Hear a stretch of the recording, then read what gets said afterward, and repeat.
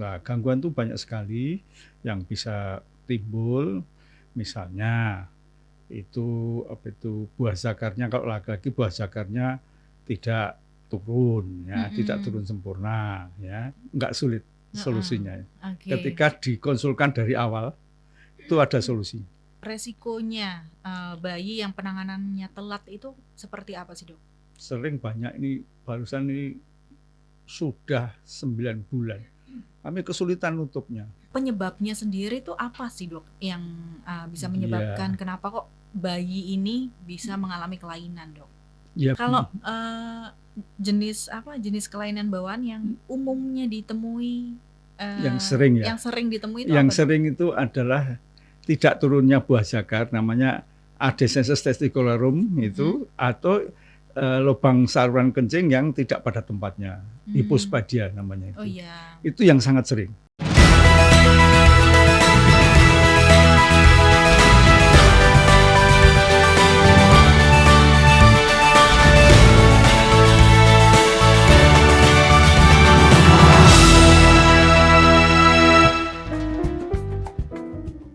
Assalamualaikum warahmatullahi wabarakatuh. Reca Bontong 99,4 FM Citra Radio Keluarga, radio nomor 1 asli Jogja. Selamat siang pemirsa yang ada di kawasan Kota Budaya Jogja maupun kota-kota sekitarnya, dan selamat siang untuk Anda pemirsa yang saat ini sedang menyimak Reca Bontong melalui streaming di recabontongfm.com, jogjastreamers.com atau aplikasi Noise. Siang hari ini pemirsa bersama Ica Dara. Kembali kita bertemu di hari Selasa ya. Hari ini tanggal 5 September 2023, tentunya dalam Bincang Siang bersama dengan RSKB Anur Yogyakarta. Dan kali ini pemirsa ya, kita akan membahas tentang kelainan bawaan pada bayi. Nah, kalau kita ngomongin tentang bayi, ini kan sama dengan kehamilan ya, dimana kehamilan ini adalah fase yang ditunggu-tunggu bagi kebanyakan pengantin baru.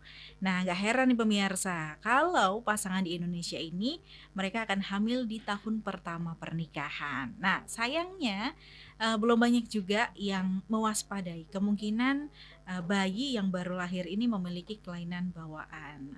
Lalu, kalau sudah begitu gimana ya pemirsa buat menyikapinya? Oke, gimana kalau kita langsung saja kita berbincang bersama dengan Dr. HR Danarto SPB SPUK yang merupakan dokter spesialis urologi dari Rumah Sakit Khusus Bedah Anur Yogyakarta. Assalamualaikum warahmatullahi wabarakatuh, Dr. Danarto. Waalaikumsalam warahmatullahi wabarakatuh. Bagaimana kabarnya hari ini, dokter? Alhamdulillah sehat walafiat. Alhamdulillah kita bisa ketemu lagi ya, Dok ya, dengan suasana yang berbeda lagi. Iya. Kita pindah studio lagi. Iya.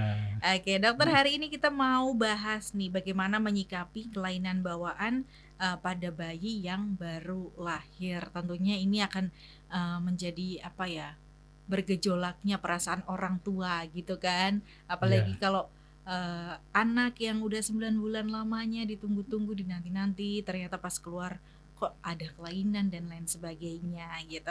Tapi sebenarnya apa sih, Dok, kelainan bawaan yang terdapat pada bayi baru lahir ini, dokter? Iya, baik, terima kasih. Jadi ini khususnya di saluran kencing ya, organ reproduksi dan saluran kencing. Jadi itu sebetulnya mulai minggu ke-6 itu sudah ada pembentukan itu, ya, pembentukan itu sampai puncaknya pada minggu ke-28 itu puncaknya. Nah, di situ kalau ada gangguan maka saluran kencing akan terganggu. Nah, gangguan itu banyak sekali yang bisa timbul, misalnya itu buah zakarnya, kalau laki-laki buah zakarnya tidak turun ya, tidak turun sempurna ya. Kemudian bisa juga saluran uretranya itu tidak tumbuh sempurna sehingga lubangnya ada tidak pada tempatnya. Itu yang lebih orang takut mungkin dinding perutnya itu bagian bawah tuh nggak nutup sehingga kandung kencingnya itu terbuka gitu, sehingga nggak kelihatan nih anak ini laki-laki atau perempuan, nggak kelihatan, cuma ada kandung kencing yang terbuka namanya estrofia vesikae. Nah itu biasanya itu entah bidan atau siapa tuh kaget biasanya melihat itu.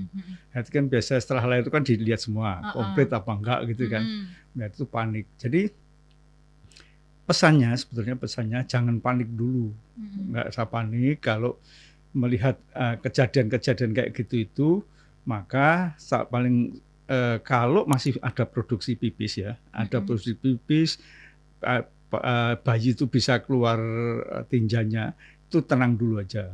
Maka kalau itu luka terbuka, tutup aja dengan NaCl dan kasa steril, tutup dulu aja.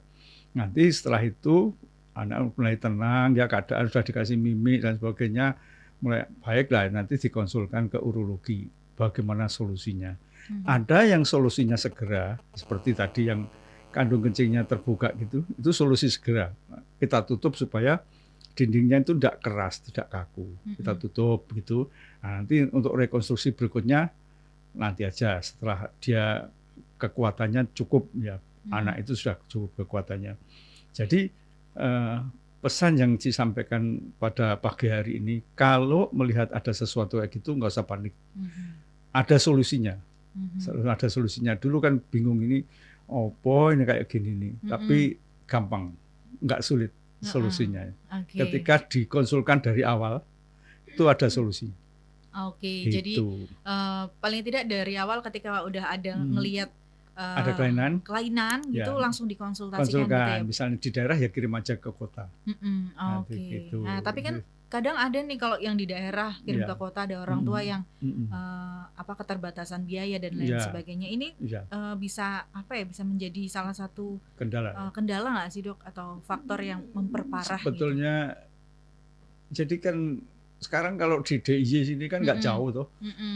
Kendaraan sudah banyak sekali kan, dan sekarang banyak tuh ambulan-ambulan yang free kan, itu ada tuh, minta call itu ambulan free itu kan, jemput datang ke rumah sakit besar, nanti kita lihat kayak apa, apakah ini perlu segera dikerjakan, apa tenang aja nggak apa-apa, nanti sekian bulan baru dikerjakan. Ada jenis kelainannya ada nanti. Gitu. Ya.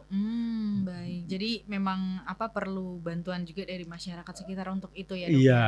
Mungkin ada yang dari Gunung Kidul, Mencit sana, gitu kan.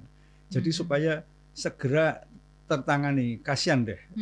Mungkin sebetulnya bisa jadi baik, karena terlambat nggak baik, kasihan banget sih.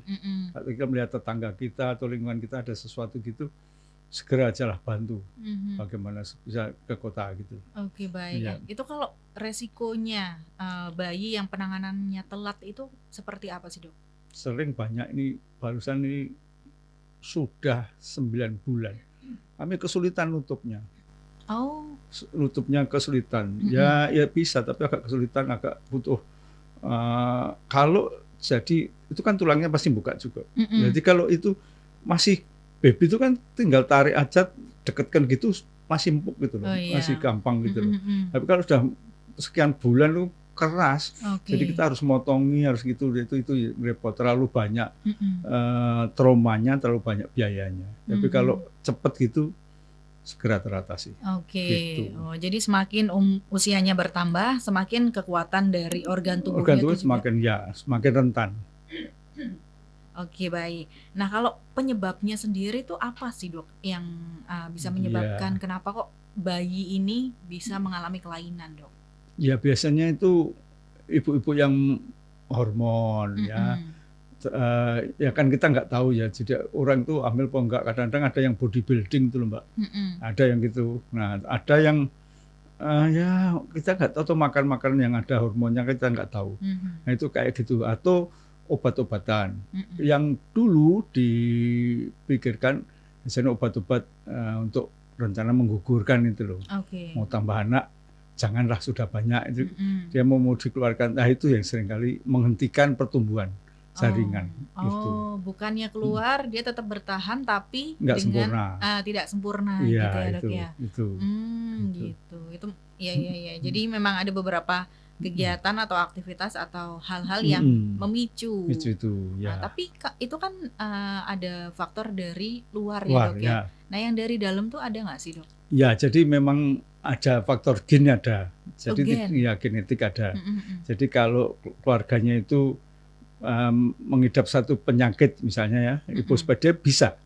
Nah, Oh nanti iya. anaknya apa cucunya, tapi persentasenya nggak banyak kok. Tapi Mhm. bisa muncul gitu. Mhm. Tapi tidak selalu muncul. Mhm. Oke Ya. baik. Ini dok, apa Mm-mm. faktor sosial ekonomi dan juga demografi itu dia berpengaruh nggak sih dok atas terjadinya kelainan bayi ini? Ya, jadi memang begini ya Mbak. Makanan atau Mm-mm. situasi udara gini kita nggak tahu meracuni tubuh kita. Mm-mm. Pada orang hamil itu kan perlu dilindungi betul. Mm-mm. Karena akan menghentikan pertumbuhan janin itu loh. Mm-mm. Maka ya sebaiknya kalau hamil ya hati-hati. Mhm. Ya sambil ndonga gitu loh.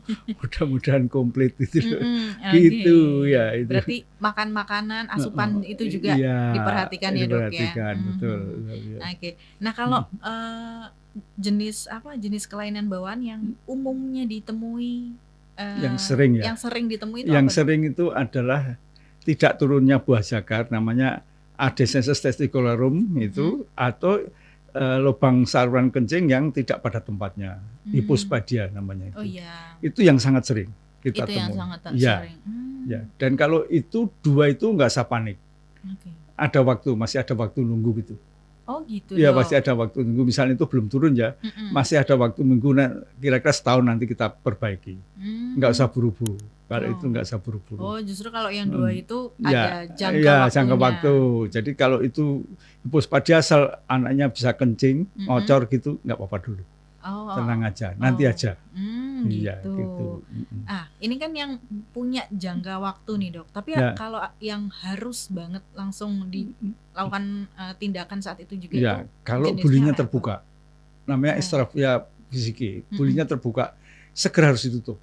Oh, Ya. itu nanti kalau misalnya kelamaan Kaku, keras, kaku. Ya, gitu. Oke baik. Jadi memang ada beberapa jenis yang bisa punya waktu penanganan ya. 1 tahun, Ya, gitu kan.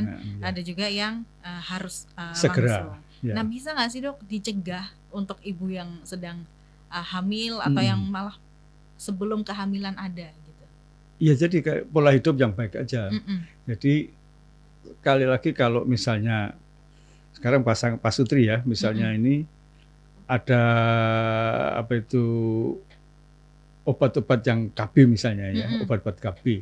Itu kalau kira-kira ini sudah positif berhenti aja. Itu hormon kan. Ya, Nah, itu juga bisa berpengaruh. Jadi seringkali kan ada pasien malah terus wajah gitu loh. Karena kan ada anaknya sudah banyak, sudah tua kan, masih ya itu ya seringkali terjadi kayak gitu-gitu. Oh, atau ada yang ini dok, dia hamil tapi dia nggak tahu kalau hamil, jadi KB-nya diminum. Nah itu rata-rata gitu. Oh gitu. Rata-rata gitu, dia nggak tahu, karena seringkali nggak teratur tuh Mbak kalau minum pil KB itu. Itu nggak tahu, maka perlu kontrol lah ke dokter kebidanan, diperiksa apanya hamil apa enggak gitu. Gitu. Oh gitu, baik. Iya. Jadi buat ibu-ibu nih ya yang mengkonsumsi pil KB, ya itu diperhatikan, Rutin dicek kontrol rutin, gitu ya. rutin kontrol, terus menstruasinya juga dicek juga. Takutnya nanti malah ada hal yang tidak diinginkan seperti ketika hamil terjadilah kelainan bawaan pada bayi itu tadi. Oke baik, terima kasih Dokter Danarto. Nanti kita akan lanjutkan lagi perbincangan kita di siang hari ini pemirsa. Jadi tetap bersama kami hanya di Bincang Siang Reco Buntung.